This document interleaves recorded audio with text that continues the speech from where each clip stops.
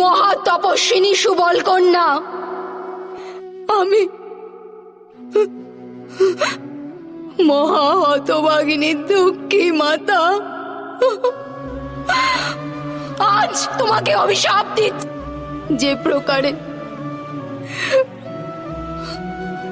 আমার বংশের বিনাশ হয়েছে,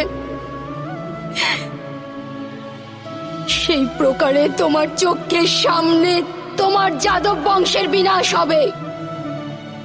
পশুর ন্যায় সমস্ত যাদব একে অপরের রক্ত পান করবে,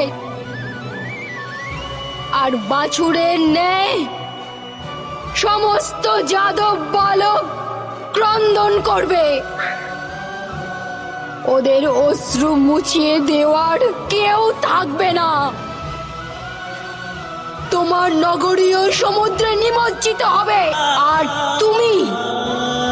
তুমি কোনো জঙ্গলে একলা